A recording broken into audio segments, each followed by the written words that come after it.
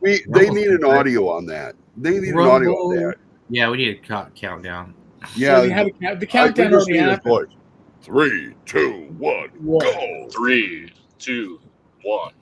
How about like a cat, like meow, meow, meow? Meow, meow, meow. We are live. Welcome to Whoa, what happened? Welcome to the random tavern chat live thing. We need a real name for this, but since it's been so random tavern chat live is fine. There we go. We ain't fancy. We ain't the fancy schmancy pants. No, we're not fancy. We ain't fancy here. So this week, this is Gary Con week. Jim has no video because he is engaged in shenanigans trying to get started with Gary Con. I'm in an undisclosed location running errands for wily Canadians who are like, "Hey, could you pick me up some stuff?" Oh like, boy, yeah, I know that. Right. Oh yeah. And so I'll duck in and out, but I wanted to be here. So that's sweet.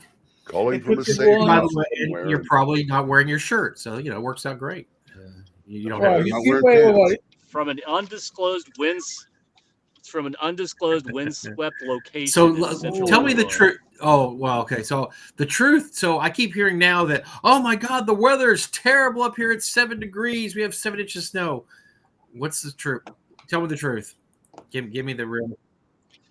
I lived in Minnesota for 12 years, and frankly, at this point, you got to do a lot more than what Lake Geneva can produce to scare me. I figured. There is a really nasty cold front that's coming behind. Like, it's supposed to hit 70 today. It's supposed to hit 70 or 72 where I am today, and then it's supposed to plummet again. And that cold front is socking the upper Midwest as we speak. And I believe tomorrow it's rain and snow and slush, but it's Gary Con. If you're not planning for bad weather, Lake Geneva in March is not Tahiti. And sorry, you folks, it's just this. I've been there before during. Yes. There's Zach and I drove the last 2 hours in a snowstorm once where we couldn't see the roads. There's your 7-day from Jim Kitchen.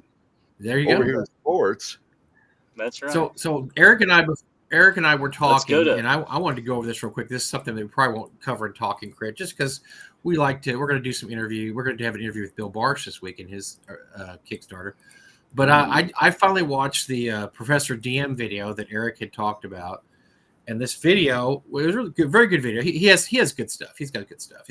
His video was on about the fact that the pen and paper sales of the new D&D are terrible. There's no two ways about it. They're absolutely awful. But however, they don't care because this is only step one in their plan to promote online play, promote their VTT.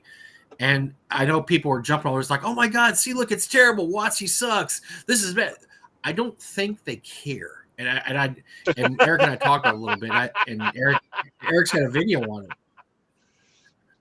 Yeah, I don't think they care either. I think this is I don't even know don't care. Their master plan. It's their cunning plan, right? That's the Oh yeah. They're not. This is not this, and this is why we talked about. Why wouldn't they change the name to 5.5 or 6.0 new D&D? Because they didn't want to, because they didn't have to, because all they're doing is offering a continuation.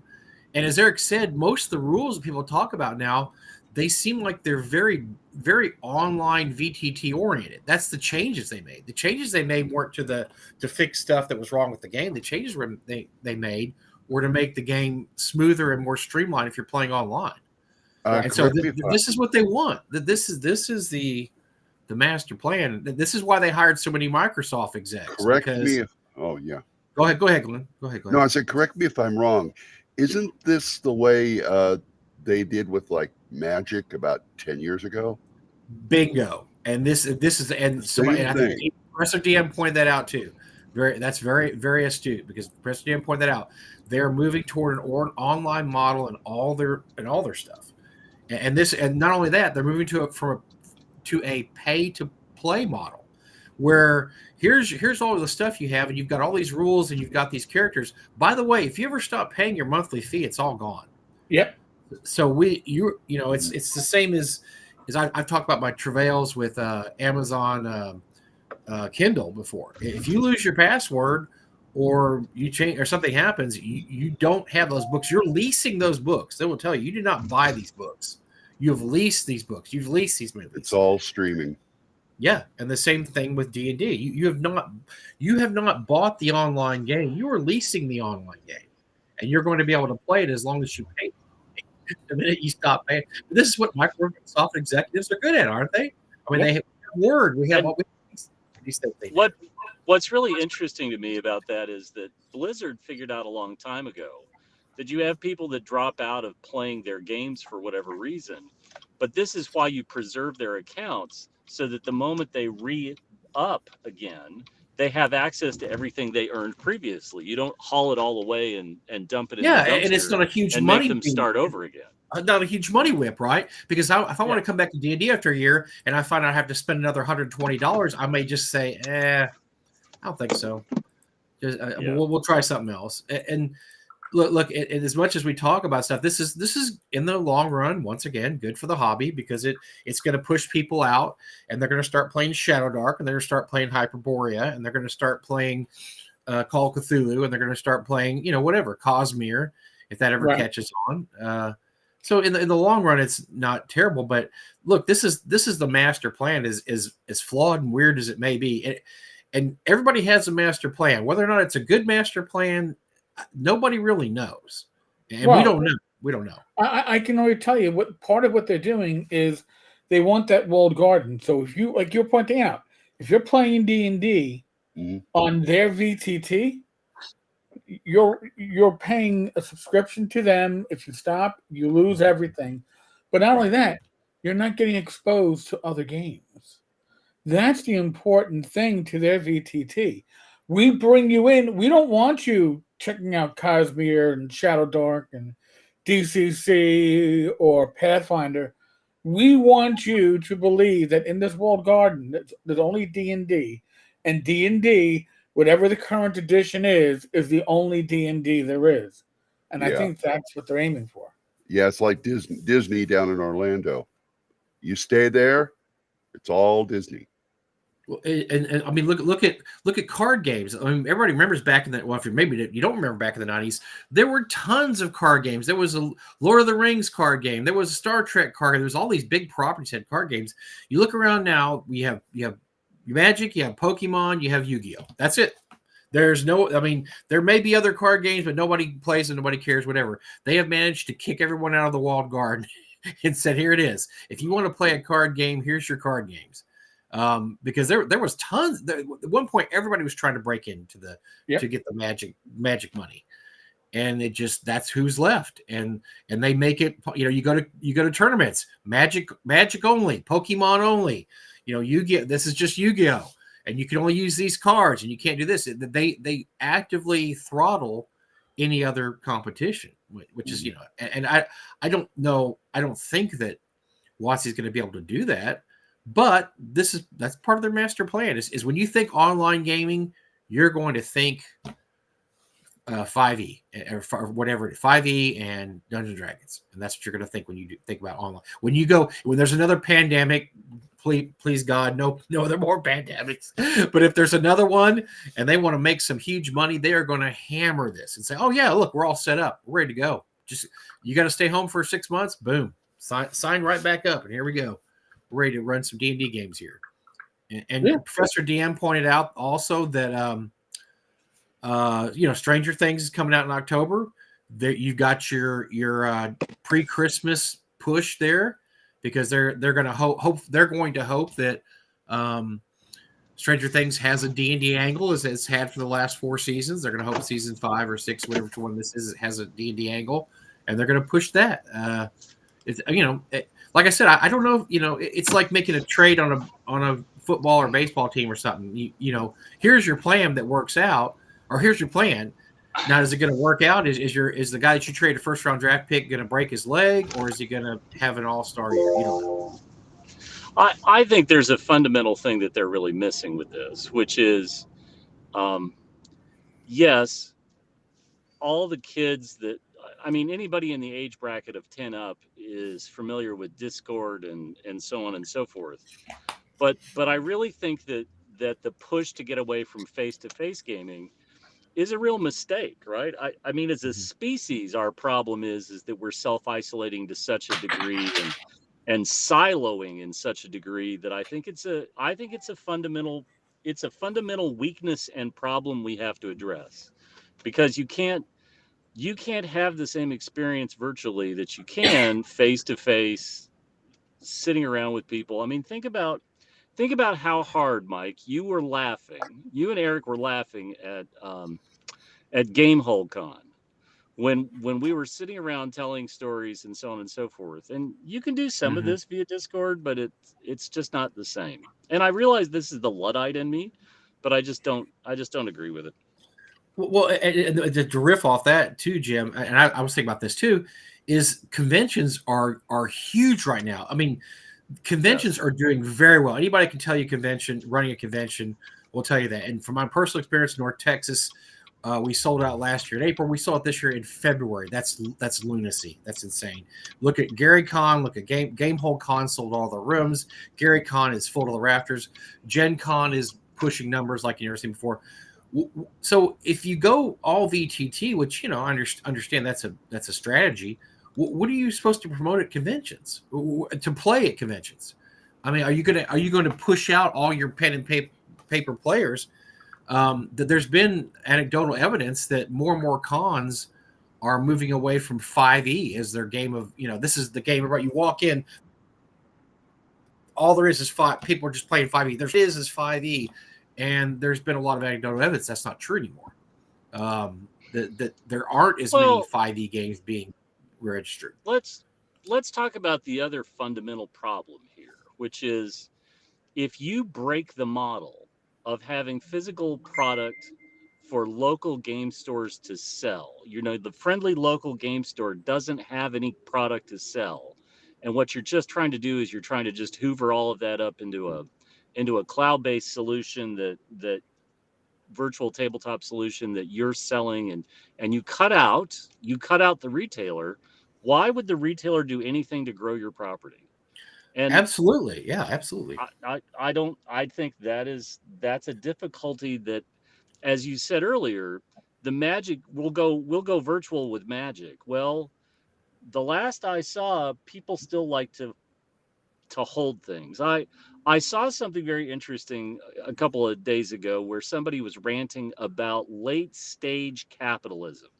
There's a lot of ranting about late stage capitalism lately. And one of the points that the person made about late stage capitalism was that people are hoarding things and essentially collectibles, right? If you read through it and you really sort of put your mind to it, you're like, okay, you're talking about collectibles. People are hoarding collectibles, and they're accumulating. Those with the wealth are accumulating all these vast amounts of material that have nothing to do with true survival and so on and so forth. And I thought, okay, like, part of me understands that what you really want is a Clockwork Orange, and I feel bad because I don't want to live in that. And B, every time somebody says late stage capitalism, I start to fall asleep because I sort of know where it's going to go, and they never let me down, right? It's always the same. Yeah, you're always taking that path, the same destination. But the fact of the matter is people like to collect shiny things. People want to collect shiny things, and it doesn't matter if it's Dungeons and Dragons or Magic or what have you. But people want to buy and assemble a collection and treasure things, and that's not changing. That's been the way of humanity for 50,000 years. How often does shaming collecting work, Jim? How often does shaming a collector actually work? It doesn't work. It doesn't work. No. It doesn't work. And I think. And so, sorry. Go ahead, please, Glenn. No, I was just going to add a little.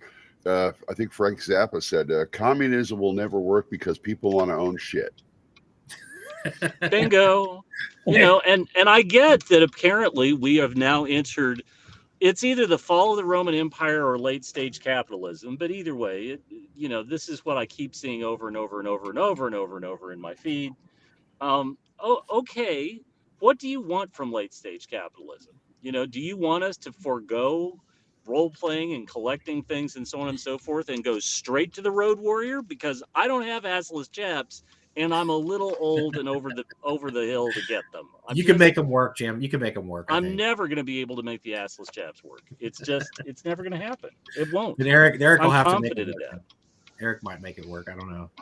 Well, you know, I mean, look at me. Look at music. I'm a huge music fan. I worked in a music store for years and years and years. I amassed a collection of thousands of CDs. That, by the way, there's no way to play them anymore except on my home stereo system, which still has a 5 CD set. But cars don't come with CD players anymore. Your computer doesn't come with a CD player or DVD player anymore. You know, and so I'm an idiot because I'm out there still buying CDs because I want to hear a whole album. I just don't want to hear. You know, I like Pandora. Pandora's great. You know, I like satellite radio. It's great, but that you're playing one song and you're not playing exactly the song you want. Now, YouTube helps a little bit, but if you don't own YouTube Premium, you get commercials. And it boils down to the fact that I want to listen to my music when I want to listen to it. They've almost eliminated my choices for that. I'm not sure what I'm going to do with my stereo when my stereo finally breaks. My 20-year-old stereo. I'm not sure where to bring it to fix it, or even if I can buy a. I looked one day for replacements. I danged if I could find one that had a CD player on it. So yeah, this is what happens when you collect stuff like this, and what's going to happen when the person who has the books wants to play and everybody's like, yeah, we're all playing online, dude. You know, well, I guess I'm going to have to start playing online. I don't want to start playing online because I don't want to own my stuff. I want to actually own my stuff. I don't want the company to own my stuff and lease it back to me. Yeah. Eric, you did that. What kind of feedback did you get for this? Because it looked like you had some interesting feedback. Actually, here, let me pop away for half a second. And we had 19 comments on the video. Now, the only video that had more comments recently was the Castle Zaggig video. Because, yeah. But they keep on going farther and farther from what the hobby actually is. Well, this feeds into the more a bigger general thing about physical media dying. Yeah. Now, go ahead, Glenn. No, I'm just saying, I've seen so many posts because, you know, I got the movies and the Blu-rays and stuff up here. It's like that physical media is dying. And then I got other people saying, no, it's not. It's just changing. Well, you can't have it both ways. So you don't own your, you know, I've got I got 2 machines in the house that can play a DVD on a TV. I've got an Xbox. Right. And by the way, my new Xbox S, which doesn't have a DVD player. It's just you play. I think that's extra. Yeah, and so I've got the old Xbox and I've got a DVD player, and that's it. I mean, once those, I have a VHS player that is in storage right now, but I'm loath to get rid of it because I still have. You know, 100 VHS movies that I don't know if I'm ever going to watch it. And I'm just seeing D&D going the same way. You know, physical media versus having to go online to. And remember, they can update your books without you even noting it. You know, it's all stealth here. Now, I find this interesting because this is from Fantasy Grounds Academy. So this is another YouTube channel. They got over 5,000 subscribers. I've watched them once or twice. They do Fantasy Grounds videos. I think it's nuts that so many companies, especially WotC, used or thought the high of the COVID-19 trend to justify big moves, investments, and cashed their plans on the temporary highs of the COVID era. And, you know, COVID to them was like this. I don't even know if it's that. I think that they saw the potential of COVID and they're like, we got to keep those people online. If they're online, they are monthly subscribers. If the monthly subscribers, there are continuing income. And we don't need as many people as customers if all of our customers are paying. Remember, Cynthia Williams, she pointed out that essentially I'm gonna not perfectly quote her, but D&D players are cheap fucks and all the DMs yes, they are. money. Not wrong. And she needed to find a way to monetize everybody else. And that was right after COVID. So she saw this. She probably put this in motion. What we're seeing now is Cynthia's ideas, and but right it's, or it was wrong. COVID. So it's COVID. But the whole thing was, we look at COVID as, wow, that was an opportunity, and that was a lightning hit, and it struck, and it was great. But is that a sustainable model? I think that's where you run into problems, because everybody's already said you can't look at COVID number. You have to compare pre-COVID to what's going on now. You can't compare COVID numbers to anything going on now. It's just not the same dynamic. No. Listen, my kid played D&D during COVID, and as soon as COVID was over, the D&D campaign crashed and burned. And I knew a friend who never played D&D before, worked in an office, was able to work at home for, I don't know, 8 months, was not in 1, not in 2, but in 3. Yes. 3 D&D campaigns, because they had nothing to do with their day. And within a month, and was passionate about it, and asked me questions about it, and was so interested, like, oh my gosh, D&D is so much fun. I can't believe you never told me. Yeah, I've told you before. You just didn't listen. Within a month of going back to work, they all dropped. They all disintegrated. All 3 groups were gone, because it was an occasion. It was, it was something. It was something that happened, and once it was over, everybody went back. And I think that's what a lot of people talk about when they look at their numbers. They say these numbers aren't realistic. Well, what was the number, Eric, at the end of 2022 when they were saying, "Oh, triple. We should triple our money"? Is it triple? They wanted to hit that 1 billion. Yeah, they wanted to hit 1 billion, and they thought that was sustainable, but they were basing that all off COVID predictions, which, I mean, I understood that showed potential, but I don't think it was sustainable potential. No. Look at me making up words. I'm making up words. Sustainable. And really and truly, let's talk about how there's organic growth, right? Where you go out to conventions and you run games, and we talk about it occasionally, but Goodman Games, right? DCC did not start out as the juggernaut it's turned into. It's because people went out and played games and ran it at conventions. They leveraged having judges do games at local shows and stores and getting swag, and this is the stuff where you buy it as cheap as you can possibly buy it, but people craved it, and it did wonders. Shadow Dark, same thing. It's word of mouth, and they could advertise and artificially inflate the numbers, but eventually, as soon as they quit advertising, it goes away. But you can't base your projections on frankly, once in a decade, once in a lifetime, well, not a lifetime, but once in a generation events.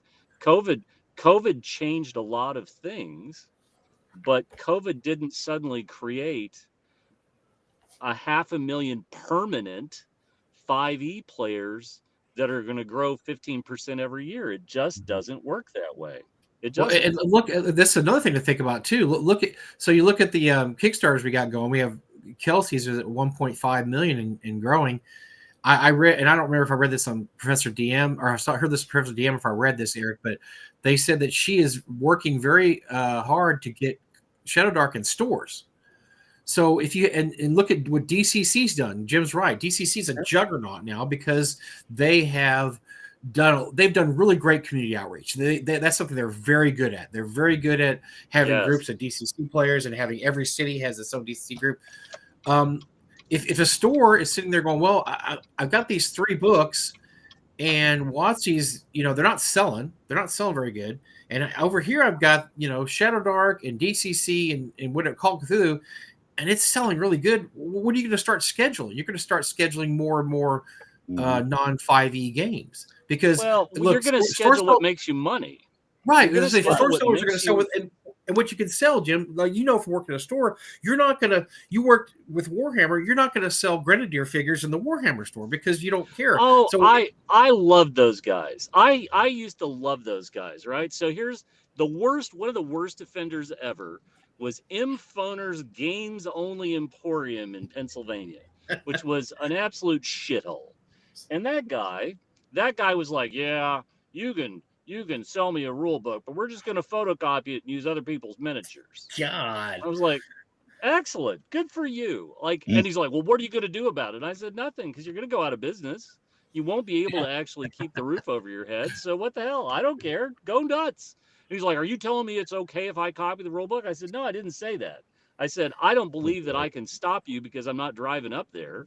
But good luck to you, because I don't think, you're not going to be the successful game store you think you are. Guess Yeah. who won that conversation? Out of business. Well, Gone. there you go. Dustbin of history. Screw you, M-Phoners, Game Only Emporium. Well, and here's something that I find very interesting is that up to and including the height of COVID, both Fantasy Grounds and Roll20 gave out quarterly reports of their numbers, their user base, their subscribers, the campaigns.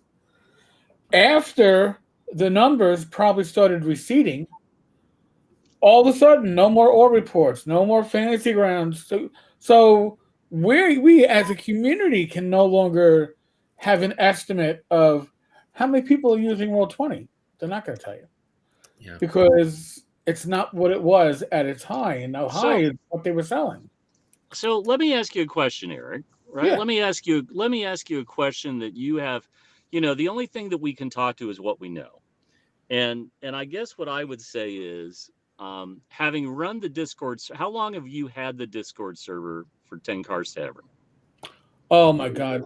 Probably. That's okay. That's okay. But maybe I'm saying I think this is something that I'll lay the groundwork for this, and maybe we pick this up tomorrow night, or we pick it up next week after Gary Gunn. Mm-hmm. But my point is, I would be very interested to see the chart of subscribers to the Discord server and watch how it grew during COVID, what your average was all through the time period from the time you started to now.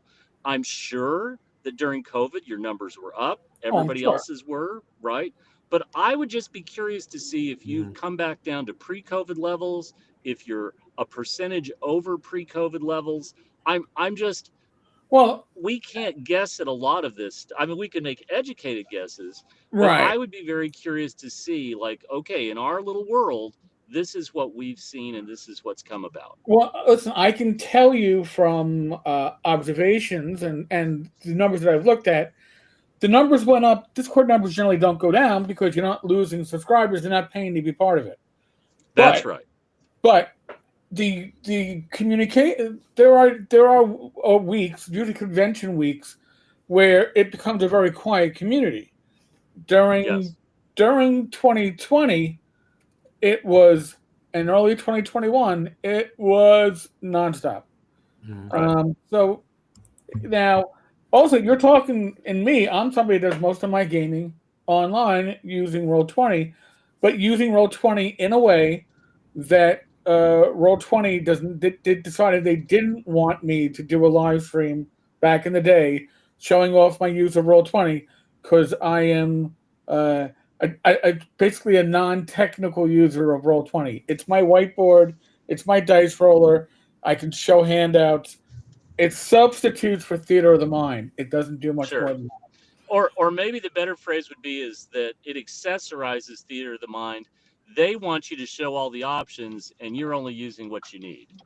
Exactly. Now they've got dynamic lighting. I couldn't give a flying fig nothing. I don't care. Okay. And oh God, there's another service.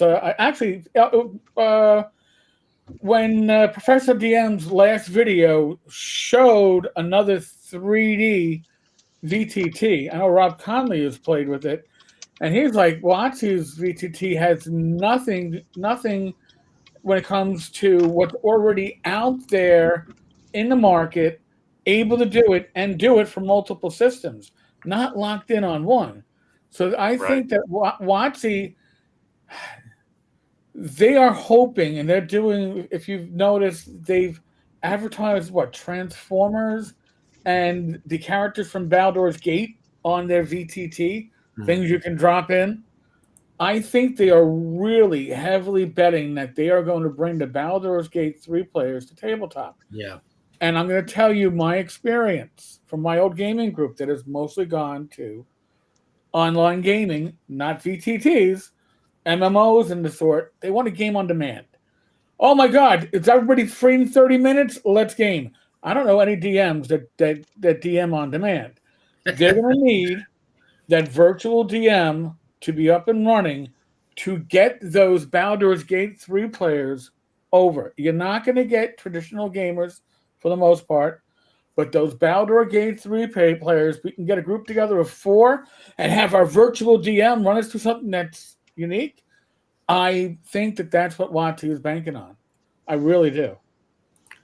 Somebody mentioned if indie publishers came together and did an AI VRT, why compete with them on their ground? No. You need to fill in the vacuum they're leaving as they move out of tabletop gaming. You need to, like Jim said, you need to look at the things. What do we love about tabletop gaming? We love face-to-face interactions. I'm meeting with my group. My group meets once a month. We're meeting this Saturday. We have a whole ritual now. Jim Johnson stops and buys breakfast tacos. Dr. Joe buys pizza. I mean, we have our whole thing. We spend all day. We start at 10 a.m. We don't finish till 7 p.m. It's a ritual. We go through it all. Nobody wants to give that up. As a matter of fact, if I were one of the other publishers, I'd lean into that more. Say, look, here's what we're doing. We're doing face-to-face games. We get to talk to people and interact and have fun and use miniatures and cool Dungeon Forge stuff and draw on a map. And oh, by the way, you want to break for lunch? Everybody, let's break for lunch. So I'll get pizza. That's what you need to lean into. Don't try to compete with them. Yeah. You can't compete with them when it comes to dollars. When it comes to stuff like that. I'll be right back. I've got to do something. That's right, Jim. But I mean, do you agree? I mean, you can't. That's their territory. Don't cede them the territory of face-to-face gaming. Just take it over. Say, okay, yeah, we're going to do this. Shadow Dark can be played at your table, and it's easy to play, and the whole family can play. You can play this book at night after dinner, and everybody can have a great time. That's what you need to do. Do you remember when 5e started coming out?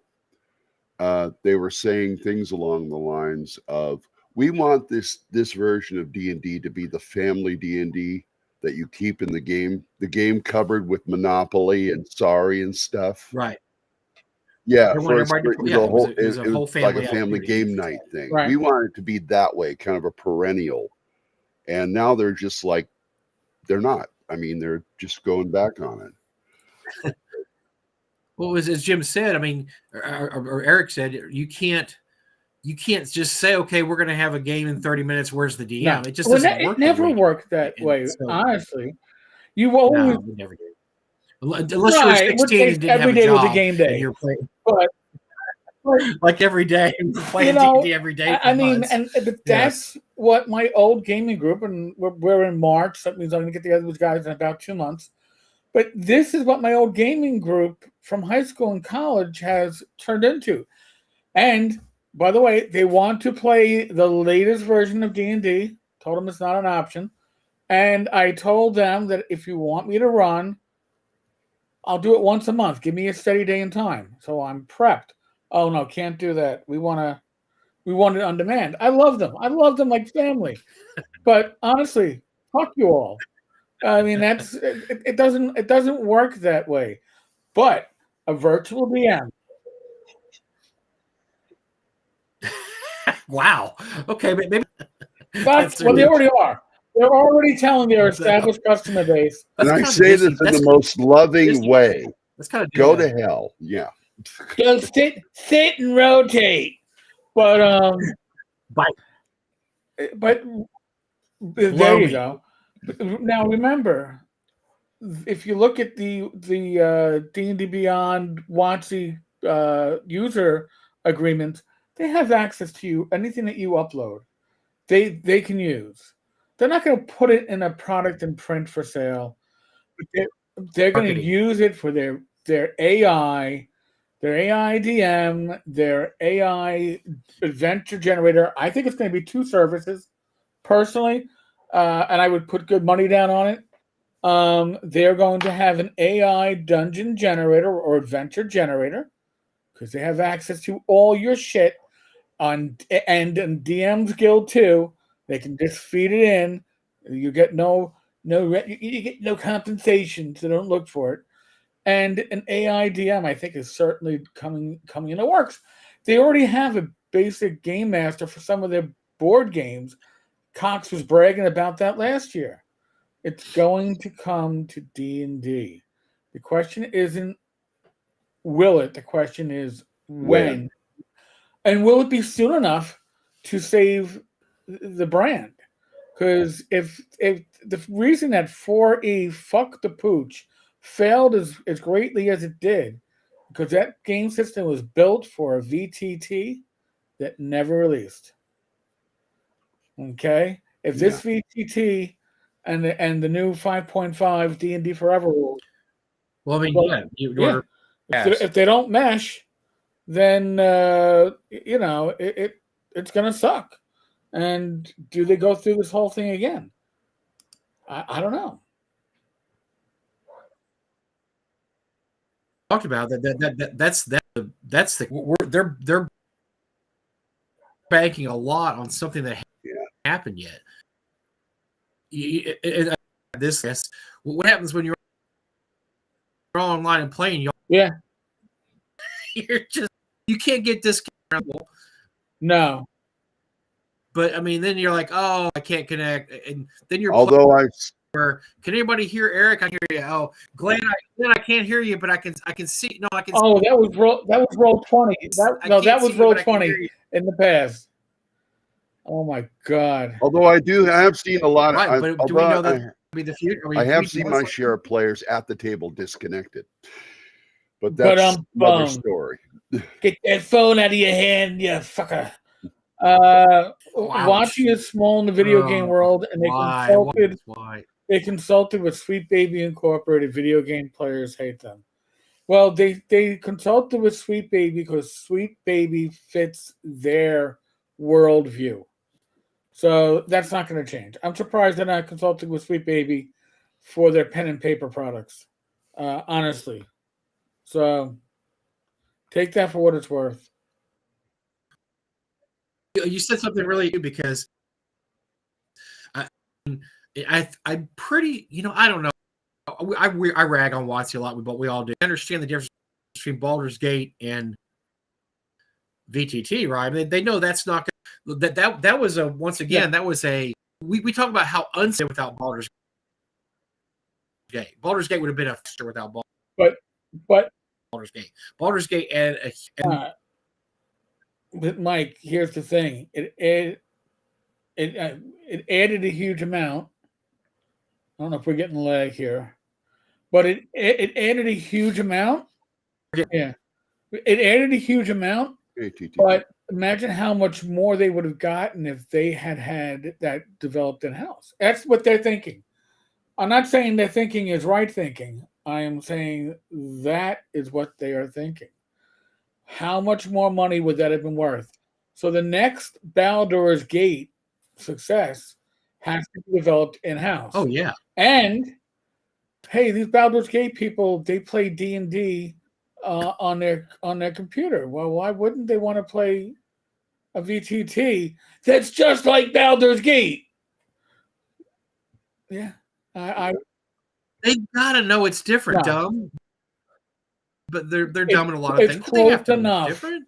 Square peg. No, that's different. Square peg, round hole, hammer. They are going to make it fit. Yep. Well, you have to make it fit. Look, I'm gone past the point where I'm mad at anything WotC does, and I wish him good luck because I just see the OSR folks coming in there and taking territory that's been seceded.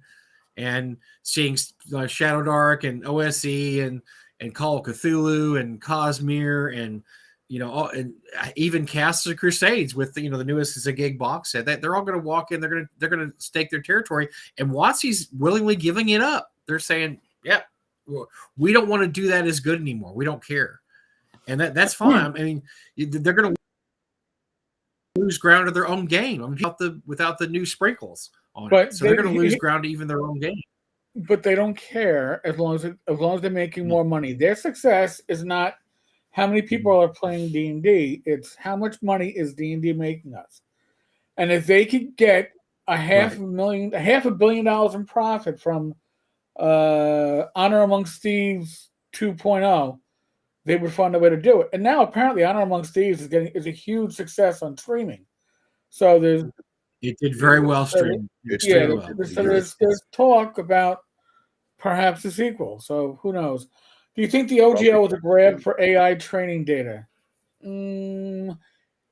I think that the pivot to pure digital was starting, but I don't think they had fully cemented it. The OGL grab was confused because if they knew what they were doing, they could have done it. They would have done it right.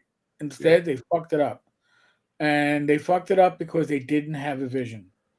They just knew they were giving away too much money. My opinion. I would say with Top Profit, that's a good. We don't know yet. I mean, there are innovators that didn't turn out to work, and the internet was a fad. I can't find his post. I'm trying to get. Hold on. Incorrect. 4 Model T will never catch on. Yeah. Okay. A lot of things that didn't catch on, or that caught on for didn't pan out. I mean, it could be that they could be the next big leaders in VTT, game line, or it could fizzle out. We just don't know yet. I mean, we look at now as like, oh well, the Ford Model T was inevitable, man. Nobody at the time. I mean, well, I don't say nobody, but that. I mean, it's just something that to work. It didn't want to use horses. I mean, we still use horses. It was that they were and they has to do with the drilling for oil. We found crap loads of oil in the United States. I mean, there's a lot of things that come into. I'm reading it. Here. Yeah. No. So. My point is we don't know. We don't know, but here's the question: if this fails, what is Watchy's next pivot? I think the next pivot is licensing the brand directly. The gambling places. They'll sell it. They'll sell. No, they're already doing that. Somebody will have another idea. Yeah, somebody has another idea. I was going to make a point that you don't know what's going to happen. I mean, 10 years ago, if you told anybody that Disney is going to put out a bunch of movies that are each dollars, all these movies are going to lose $1 billion. They're going to have no hits. But you're crazy because you had the Avengers, which was the highest grossing movie of all time. You had the beginning of the live action Disney, Star Wars. They got Star Wars stuff, and now here we are 10 years later, and like, wow, nobody. The Disney stuff is just crazy. The White is going to be one of the biggest bombs of the decade. Oh God. The Marvel stuff is gone this money. The other one loses $1 billion. It's hard to predict the future. What's going to happen, and so much of it depends on outside sources too, or outside influences. Yeah. Yes, I know my audio is very choppy. That's okay, Mike. We love you're you. Bad, Mike. We don't know. And taking a shot. They're taking a shot, right? Yeah. And it's going to be interesting. Now, the question then becomes, where does the rest of the industry go? And if the rest of the industry tries to follow WotC, you're going to fail. And you're going to fail because WotC is doing their own walled garden. So you can't just say, I'll follow WotC. But I'll bet you dollars to donuts somebody does try. Yeah. Yeah. Somebody will. You're right, Glenn. But yeah, I think it's right. Do what you do and do it the best you can, and don't worry about what other people are doing. If let's say you're Jeff Talanian and you got Hyperborea, which does very well, and people run at conventions.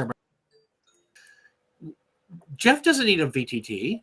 He can do the best he can with his game by doing what he's already doing and getting it in stores and getting it in front of Yep. And apparently it sells very well from what Jeff says. Don't, Lane. I mean, you know, you're like the neighborhood bodega, right? You're doing great. Everybody comes and sees you. The person who used to go there comes. Everybody comes to the bodega.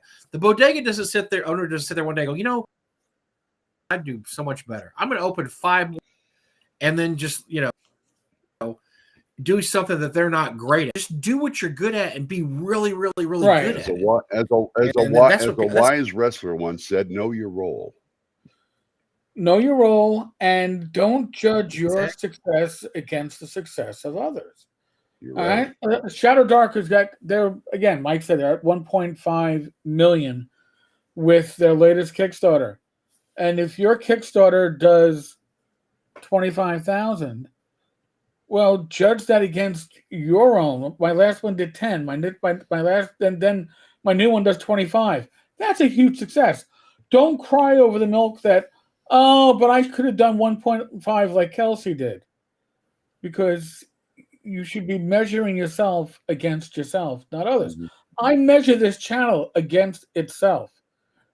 Okay? If I measured it against, I don't know, Professor DM, I'd be depressed. I'd think, I don't have those numbers. Well, you know what? My numbers are going up. I'm very pleased with the audience and the feedback and the interaction. It's doing well. That's what I judge myself against, myself. Yeah. They're when people try and solve. Yeah, and you should, because, you know, if you don't, and we know people that have judged themselves against other people, and they who, by the way, don't stick around. You're just buying now to look good on your site, but you're I mean, you know, I've got 15,000 people, you know, subscribers for video. That tells me everything I need to know right there. And so zero comments. Don't be that for something like that. We know people that do that, and I don't think it helps them. Yeah. Do I think that D&D 2024 is part of a long con? No. They expect this to work. They're not. I don't think they have a long game. Yeah, I don't think. And by the way, I've never bought the new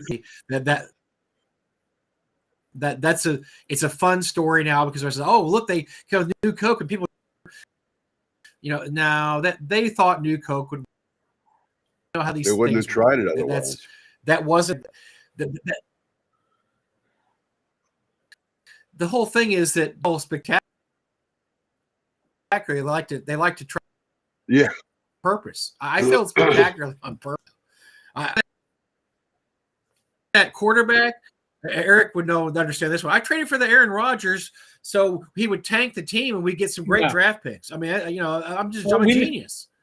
You know, nobody. We knew he'd get injured on the second play of the first game of the first year of his contract. We knew. We banked on that. No, but look at the great draft pick we got, because we planned it. We planned this. It was all planned, and that's. I think New Coke's a great story, but I think it's a story. And I think, look, we succeeded great because we planned the New Coke thing. We knew we were smarter than all you. No, don't fall for that. You know, I just think. Yeah, well, when Tapper says true, if you read the story about it, people switched to Pepsi products. Dr. Pepper, the Dr. Pepper boost from it did. That's an example of trying to solve a problem nobody asked for. Right. Oh, definitely. Well, wasn't there. Glenn, I'd actually hate to have £1 million Kickstarter. I'd have to create a larger company and employ people. Stress. Good point. Yeah. $1 million Kickstarter.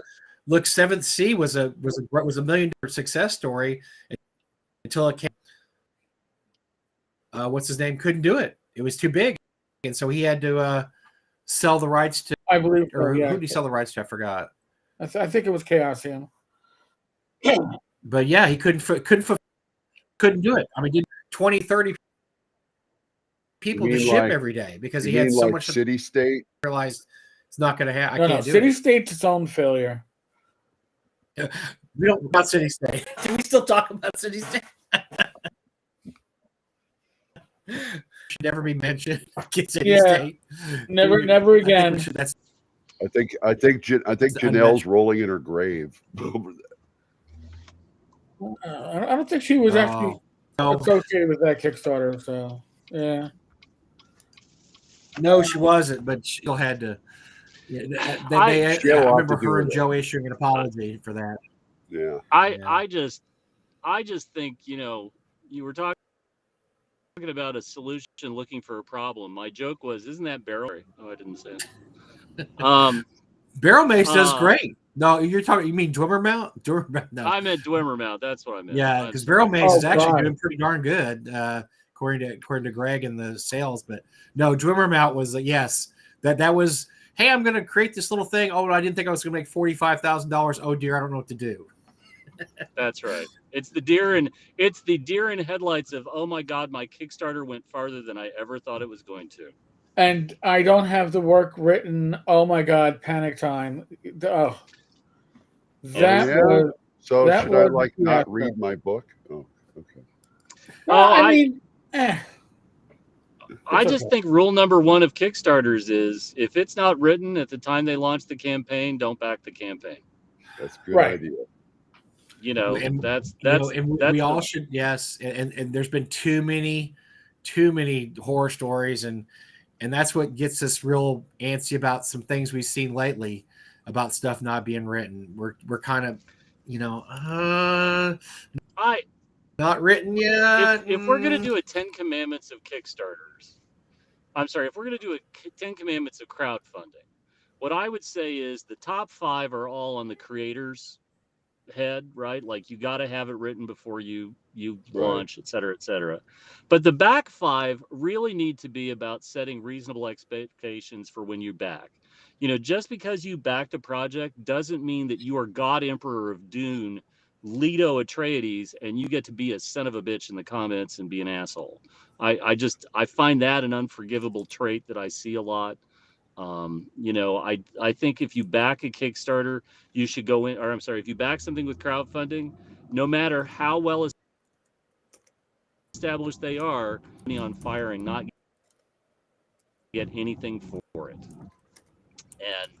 And if you pause when you're getting ready, if you think like that and you pause, then you should not be putting money at BackerKit or Kickstarter or anything else. That's just, I can think of a few more like that, but I think it's a two-way street, right? You have people that genuinely put their heart and soul into a project, and just because you don't like their creative vision doesn't give you agreed to back without seeing what their creative vision was.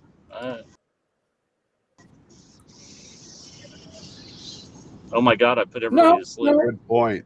No, you just threw a logic bomb. You just threw a logic bomb, and I cannot compute because it's too logical. It makes too much sense, really Jim. and Come truly, on. though, I've seen too many good creators. I've seen too many good creators who absolutely, the worst thing they ever did was do a crowdfunding project simply because they got the horrible people on the internet who backed their project and turned into the people on the internet. And it just so sad, right? Because you've got decent people that like, I have a dream and I'd like to take this thing that I did as a zine, and I'd like to put it with a better binding and pay a little money to get some better artwork. And, they're going to jump through the hoops to do the right thing. And then they get, well, actually, from my basement lair, I put this through the excruciating editorial scrivening that it deserves, and this is terrible. And I'm going to go, Eric, are we wrapping up in 5 minutes, or can I go for just a couple more?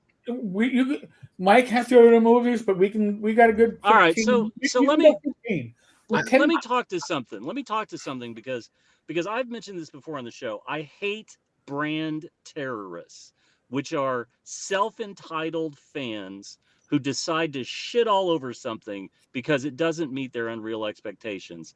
And I am watching this play out in real time right now.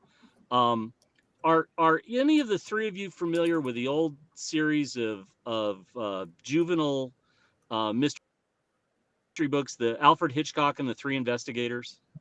Absolutely. I have almost a complete set, Jim. Love it. So here's love what it, you need to know. The guy who created created the series, at a certain point, he backed out. Other people wrote. Then Hitchcock dies. They have to rename them all.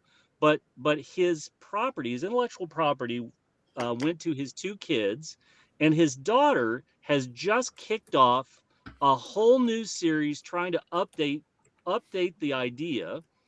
And has done 3 books that have just come out. She's going to publish. Her goal is to publish 26 total, and she's doing three every quarter, I think. And the first 3 are out. I got them. I haven't read them yet. But the actually crowd of self-anointed 3 investigator sons of bitches have been making this poor woman's life a living hell since she announced the project. And some of it is jealousy, because there's a guy who edits Sherlock Holmes collections, and my impression is that he didn't get to play in the sandbox, so he's hurt. But there's just this unending tidal wave. There's a Facebook group for 3 Investigators fans, and about half the crying man babies in this group are absolutely the worst, most toxic fans imaginable. And I feel so sorry, because here this woman wants to try to keep her dad's legacy going. It's been dead as a doornail for 20 plus years in America. It's still a gigantic hit in Germany. There are new books in Germany. There are, I shit you not, Playmobil figures of the 3 investigators that you can get in Germany. It's enormous. But here she is. She's just trying to do something which Archway actually did a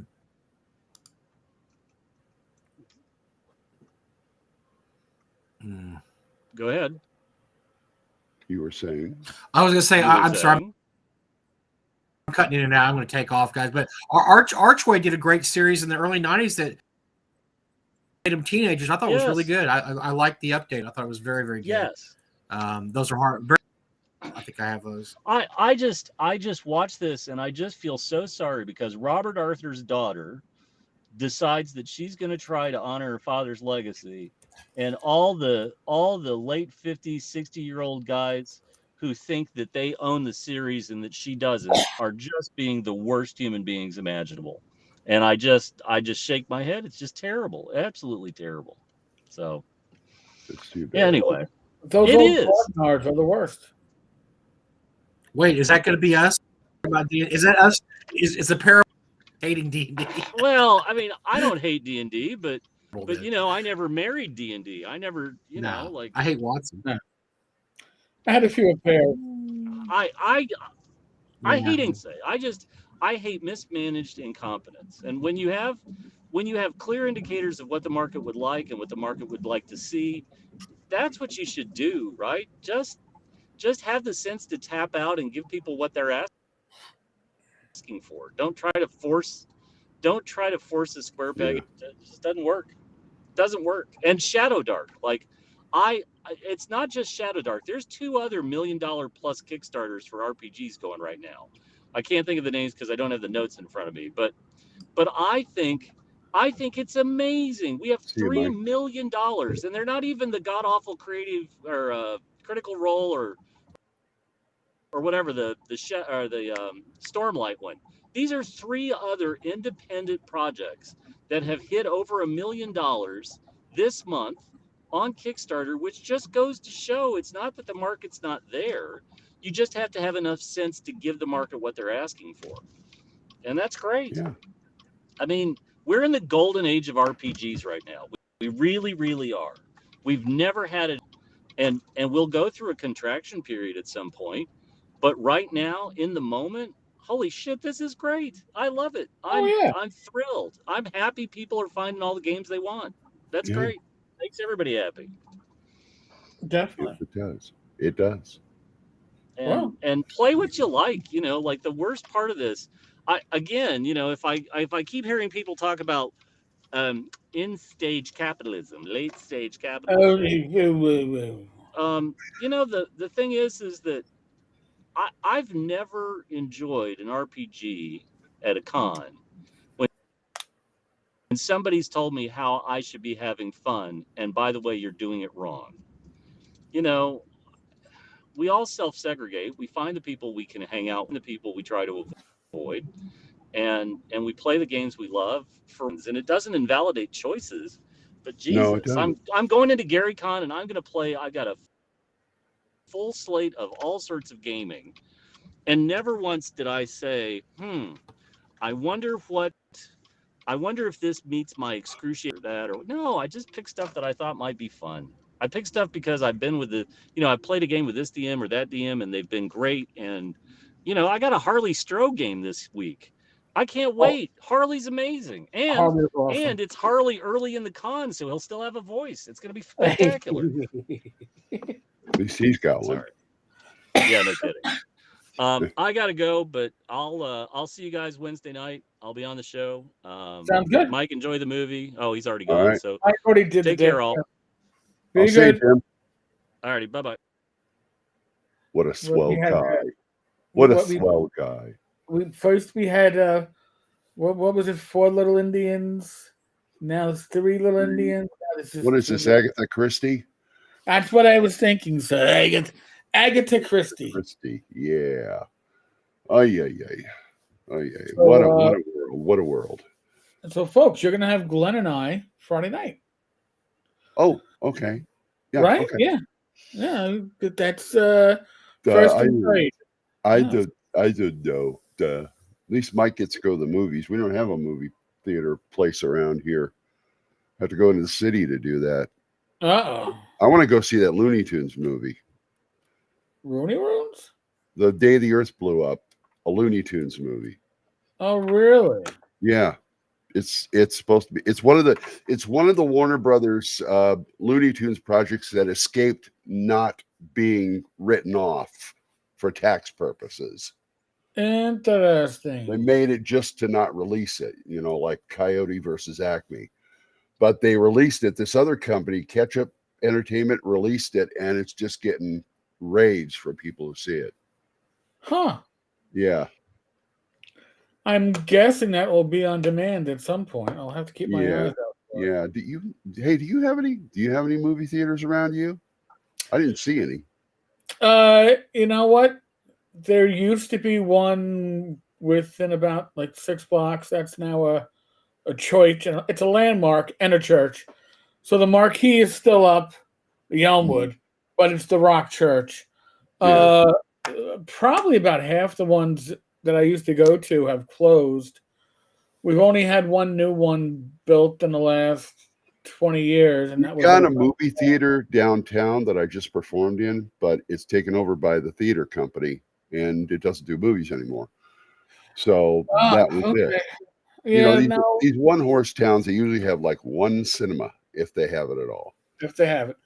Yeah, well, where Rach and I went to see the last movie, the only movie I've seen since COVID hit in the theaters was the D&D movie. And we saw that, that was last? I believe that was mine too. Yeah, so time I was at the theater. And actually, we had a good time, except for the fact that, I went, how much fucking money did I just spend? Mm-hmm. So I'm not rushing back. Well, we'll see if it's something this important. I mean, I want to support that. I like to support good stuff, like good games and things like that. Oh yeah. So I've thrown money at stuff that I hardly ever use, but just because I want to, support it. All right. Death Shadow theaters that don't show movies are ones that have plays. Yep. Theatrical. Tabletop says miss the dollar theater. Oh, $1 to get in when the beer and food was full price. That I missed too. We only had one like that vaguely in my area, But I used to enjoy going to the matinees and then sneaking into another show. You could sneak so long as you went with food. So the idea was you either didn't buy popcorn for the first movie or you didn't eat much of it in the first movie. And then when you went to the second one, you went with food. They never checked your ticket. Food and a drink, your hands were full. They weren't going to check your ticket. And then you got to see the second movie. There you go. You had a time. I've never done that. I'm too honest. I was young. I was in college. I can't now in my 50s. I couldn't do that. In my 50s, I'm the one when, as you saw, oh, there's people jumping the turnstile, and here's the retired cop moving to throw them out. So yeah, what I did when I was younger, what I would do now. I understand. Oh yes, and yes, folks, I have a cold. Yeah. So all right, Glenn. Sir, I think we will close this out. I think we ought to. Hey. I appreciate everybody that came in, spent their afternoon, their lunch break with us. We really do appreciate it. No problem. Next live stream is tomorrow night at 8 p.m. And then there's another live stream at 8 p.m. on Thursday. Glenn and I come back 8 p.m. on Friday, 8 p.m. on Saturday. Rach and I for Gamers Health. Eastern time. Yeah, Eastern time. The only time zone that exists. Eastern time. Do the math. I can't do the math, man. I can't. Yeah. No, I didn't. Okay. All right, folks. Thank you very much. God bless.